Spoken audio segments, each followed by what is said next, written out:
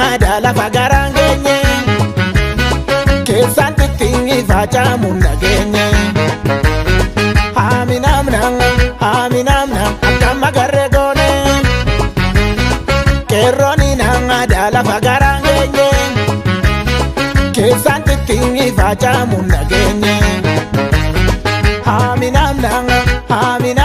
akkam magarree goone tiitee dhufe galaanni warra keenya keessoo jara alaalumatti beekna tiikii qabna akkamiin gatteenya tiikii qabna akkamiin gatteenya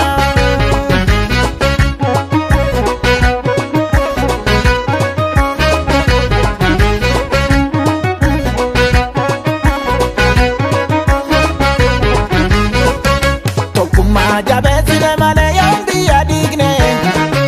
hundumaaf wareegamne silaa yoom adda baasne halagaan arras kan hin jenne kan jedhee sinchiisne tokkummaa jabeessine malee yoon biyya diigne hundumaaf wareegamne silaa yoom adda baasne halagaan arras kan hin jenne kan jedhee sinchiisne abjochuun abjuu bara gereetti abjuu irriiba keessaa tokkummaa walii gala cimsaati alaa gala jabeessaa dhaadheessuu seenaa sirna kaleessa bakka galleessi geessa goonni lola gadeetu rafa sa'uuf kalchuu saba ko'aanni hangafa goonni lola gadeetu rafa sa'uuf kalchuu saba ko'aanni hangafa kutata malee kutaan uffatanii dubbata malee dhugaan argatanii yoo lola malee falmata malee biyyaan qabatanii yoo lola malee falmata malee biyyaan qabatanii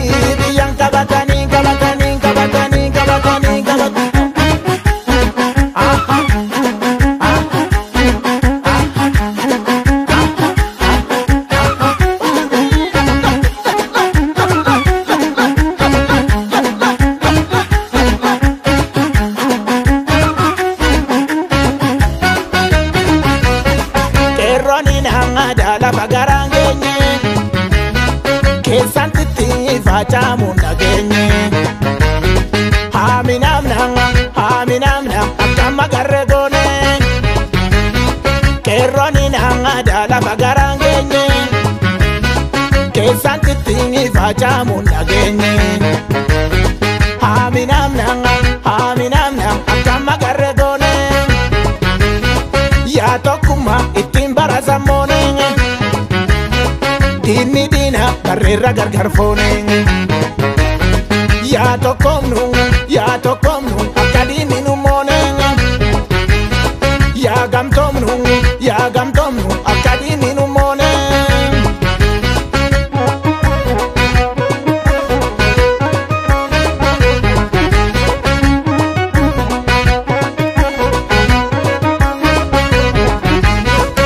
tokkummaa jabeessine malee yoon biyya diigne hundumaaf wareegamne silaa yoom adda baasne halagaan arras kan hin jenne kan jedhee sinchiisne tokkummaa jabeessine malee yoon biyya diigne hundumaaf wareegamne silaa yoom adda baasne halagaan arras kan hin jenne kan jedhee sinchiisne kan garaa garaatu adda baasa ilkaan sobatti seeqee sosobuu yeroon irra darbeera dhugaa hundaatu beekee gachanaa boruu bara gereetti jabeeffadhu qeerroo kee goonni lola gadeetu rafa sa'uuf kalchuu saba ko'aanni hangafa